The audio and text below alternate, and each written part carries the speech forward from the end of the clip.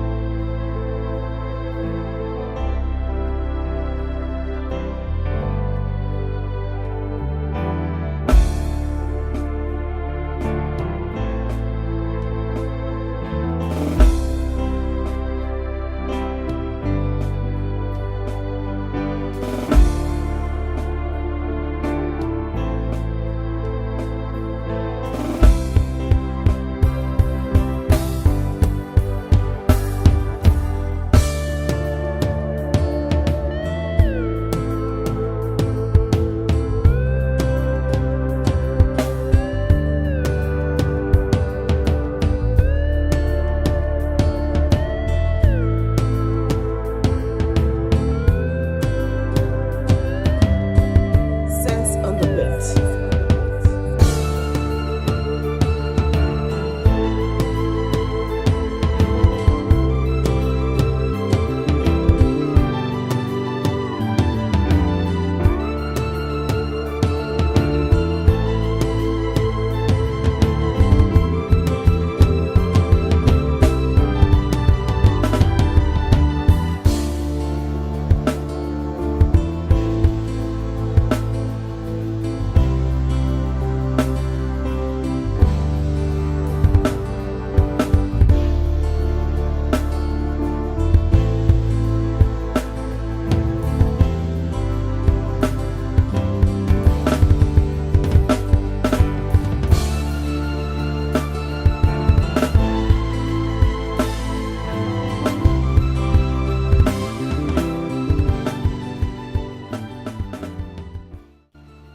She was a lot of different things to a lot of people.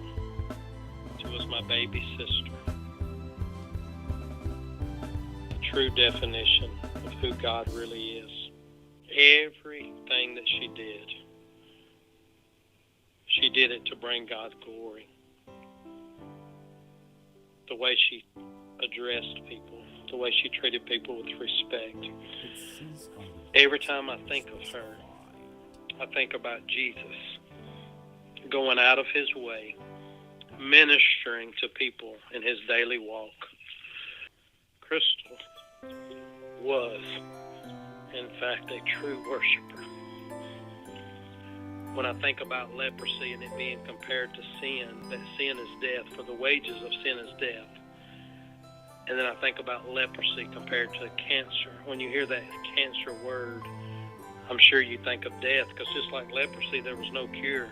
And there was no cure for sin until Jesus came and did like Crystal, gave his life to bring God's glory. Crystal didn't lose her battle with cancer. She completed exactly what God had made her to do.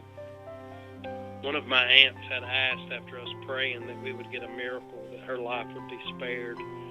And then we found out she was about to pass from this life to the next. She asked, she said, God, how do you get the glory for this? And she felt the Holy Spirit speak. What makes you think I'm not? What a rare soul that she was, always full of life and joy, had the most beautiful smile and the best contagious laugh. She was such a true worshiper, someone who didn't just speak her faith, but lived it daily, walking the walk with sincerity and joy and love. She was so family-oriented. She loved her family so much, and especially those nieces and nephews that she always called her world changers. She would pour into them. She believed in them, cheering them on at every ball game, every event. And probably some of the most precious memories I have of her is at Christmas. She loved Christmas so much. It was her favorite holiday. She loved to dress up like an elf. She also loved to go around and surprise people with gifts and sing Christmas carols. She loved giving and making memories. Crystal's life has left such an imprint of joy and faith and love, and that continues to live on in each one of us, and we are blessed to know her and to love her.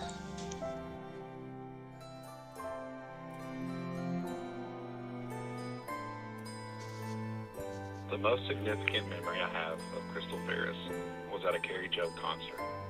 I had known Crystal for many years, and what always amazed me about her was how true she was to her character. She never changed. She never tried to fit in. She knew who she was supposed to be, and she stayed true to that. She had a heart for worship. She loved to sing, and she had a beautiful voice. I remember that Carrie Joe was such an inspiration and such a role model in Crystal's life. At this moment in time, I had known Crystal for many years. And during this concert, Crystal was really sick and she was nearing the end of her life. The reason this moment was so special was because Carrie Joe was wrapping up the concert. She paused and she called Crystal to come forward. And she spoke to her and she prayed over her. And from what I could tell, that every hand in the room was stretched out, praying over Crystal and just believing for her in this moment. I could see that there was fulfillment in Crystal's life. It was such a powerful thing to watch. I was so honored to be a part of this moment.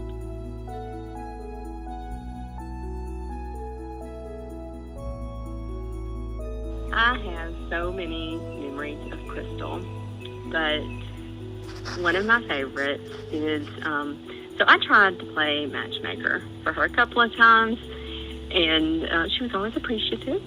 And so I used to invite students from UNA to come to our house for Thanksgiving. So I had invited a student that I thought she would be interested in. So I invited Crystal, and she came over, and we had a great time at Thanksgiving. And so I think there were 4 or 5 students that came.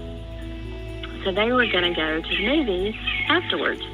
And he asked if she wanted to go. And I'm thinking, yes, this is great. They hit it off. So they talked the whole time. And she said, no, thanks. And so they got ready and they left. And I'm like, Crystal, I said, I thought you liked him. What's the deal? And she said, well, I lost my wallet in my car, and I can't find it, and I don't have any money. I was like, Crystal, not embarrassed. I said, I would have given you money for you to go. But it was just hilarious to all of us that was why she did not go with this cute boy, because she lost her wallet. And then I remember going to Fine Arts in Indianapolis, and we stopped to eat, and she put her debit card on the tray and then promptly threw it in the trash because she didn't have a debit card on that trip. She was just so funny, and just I miss her, and I know she is worshiping and praising and loving God.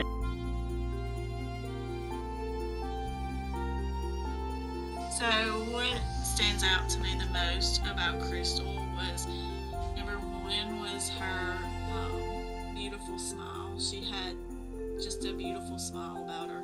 Number two would be her contagious laugh. So when she would walk into a room, it's almost like she would just change the complete total atmosphere of the room when she would walk in it. It was like she would just bring joy to the room when she would walk in. It was almost just like she had this glow about her. I can literally sit here and just hear her laugh. But she just had that about her, about changing. She was just a positive, all-around person. And then I remember this one time where just a memory that I have about her was when we roomed together at a youth retreat, and of course me and her both would always have tons of luggage, and she, of course, most of her luggage was yes, I mean, she'd have clothes, but she had like tons of hair products and things to do her hair with and all.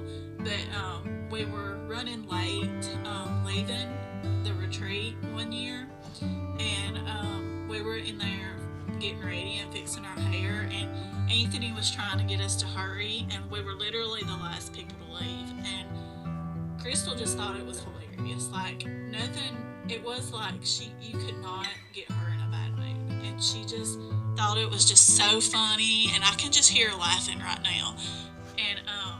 And she was just trying to gather up her stuff. She had it all in her hands because she didn't have time to pack it, and she just had it all in her hands, and she's trying to run out the door with her hair stuff in her hands, and she still had her curling iron plugged up, and she was running out the door with the curling iron plugged up, and it makes me laugh just thinking about it, but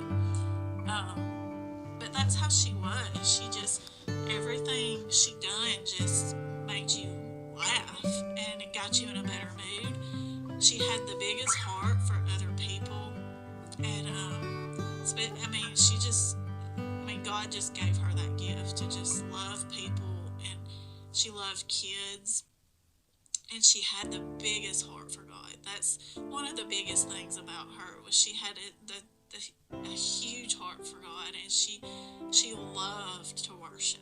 She just soaked in the presence of God, and when she would sing, I mean, you just could sense the presence of God on her, and those were the things that I remember about Crystal that stands out to me the most.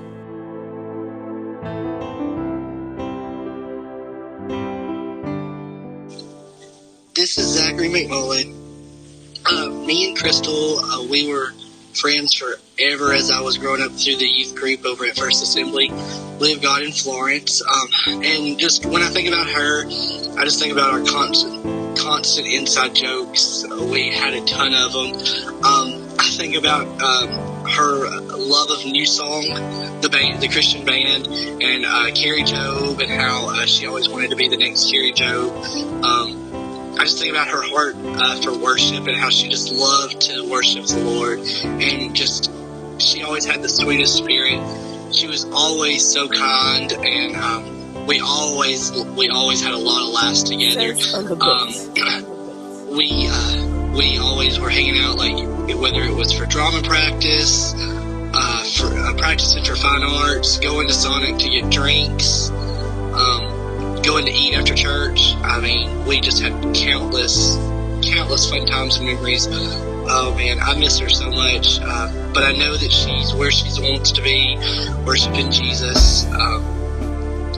But that's what I think when I think of Crystal. I just think of the sweetest spirit with a love of worshiping the Lord. Good morning. I just wanted to say a little something about Crystal and my memories of her. A few things. Crystal was a worshiper. If you knew Crystal, you knew that worship was very important to her, and that she would worship anywhere she was at. I had the pleasure of attending a few concerts with her to see Carrie Job, and those were some of my favorite moments personally, just watching her worship through her pain. And I will never forget that about Crystal, is that no matter what she was facing, she was going to worship her Lord.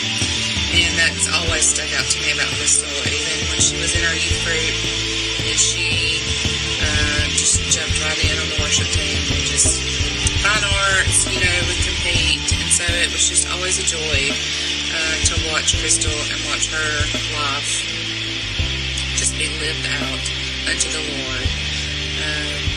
A funny memory, and you can cut this out if you need to, but a funny memory I have is that she, I guess, had gone on a couple of dates with a guy, and then he wouldn't call her back, so she got really upset. And me coming from a prankster dad, I knew a few things that she could do to get him back. And so she called me and she's like, I'm so mad, what can I do? And so I told her she could call the party line. That was a thing back then, and it still may be, I don't know. And she called the party line. She told him that she had some free goats for sale and gave that guy's number out.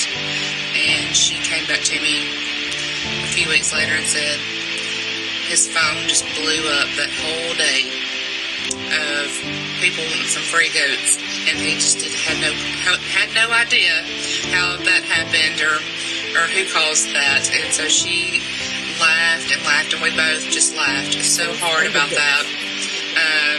But Crystal was fun. She was life of the party, and I miss her dearly. And she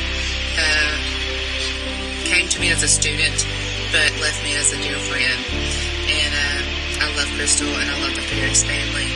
You guys are wonderful. Thanks for letting me be a part.